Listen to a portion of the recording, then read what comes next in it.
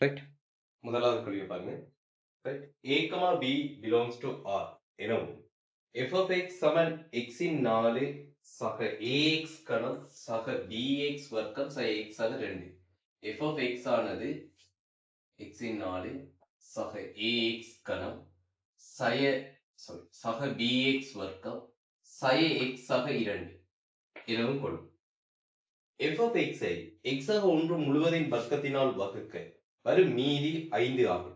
அப்ப அதுக்கான அந்த அல்கோரிதம், அதாவது அந்த வடிவத்தை எழுதி கொண்டோம் என்றால் x ஆக ஒன்று முழுவதின் வர்க்கம் ஆல் வகுக்கும் போது ஒரு ஈவு ஒன்று கிடைக்கும்.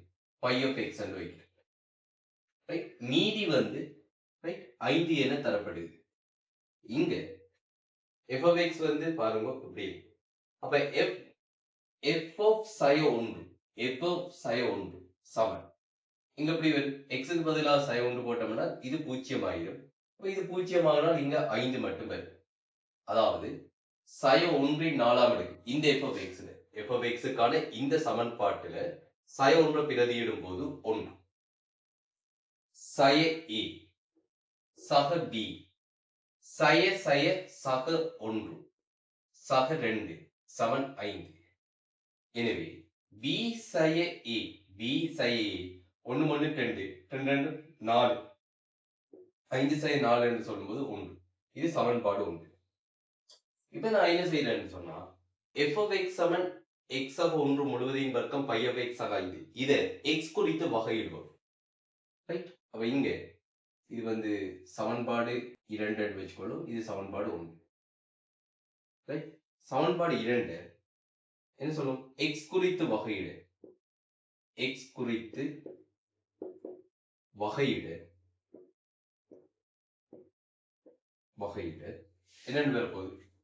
f dash x சமன் இங்க 2 மடங்கு x ஆக 1 into π of x plus x ஆக 1 முழுவதின் வர்க்கம் π dash x திரும்ப 5 இன் வகையீடு 0. என்ன சொல்றோம்? f of x வகையீடு f dash x. இது x ஆக 1 முழுவதின் வர்க்கம் தர π of x. இதை வகையிட்டோம் என்றால் நான் வந்து π of x அப்படியே வச்சிட்டு x ஆக 1 முழுவதின் வர்க்கத்தை வகையிடும் போது அடுக்கு முன்னுக்கு வரும். அடுக்கில் இருந்து ஒன்று கழிப்படும். x ஆக 1 அப்படியே வரும். திரும்ப x ஆக 1 முழுவதின் வர்க்கத்தை வச்சுட்டு π of x வகையீடு தான் π dash x. இப்ப f dash x க்கு பதிலாக நம்ம என்ன போடலாம்?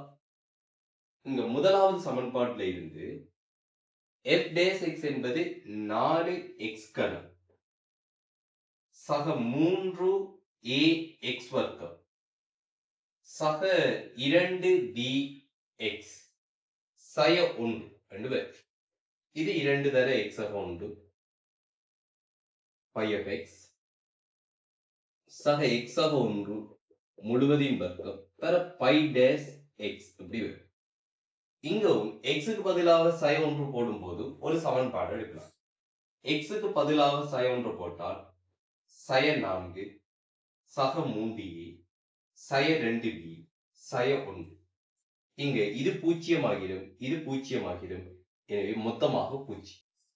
3a psi 2b psi 4 psi 1 psi 5 சமனுக்கு இந்த பக்கம் வந்தா 5. சமன்பாடு ரைட். இது சமன்பாடு 3 என்று வச்சுக்கொள்வோம். இது சமன்பாடு 4 என்று வச்சுக்கொள்வோம். ரைட். இப்ப சமன்பாடு 3ஆல பெருக்கிட்டு 4வது சமன்பாடோட கூட்டி விடுங்க. என்ன வருவீங்க? சய 3a வரும், சக 3a வரும், சுருக்குப்பட்டு இல்லாம போயிடும். இங்க சக 3b சய 2b எனவே b7. இங்க 3 இங்க 5 8 b பெருமானம் 8. b பெருமானம் 8 என்று சொன்னால் a பெருமானம் 7 ஆக இருக்கு. b 8 a 7 ஆக இருக்கு. ரைட். அடுத்தது அடுத்து என்ன கேட்கிறாங்க? a, b யின் பெருமானங்களை காண்க. இவ்வளவுதான் முதலாவது ஸ்ட்ரக்சர். அடுத்த கேள்வியை பார்க்கலாம்.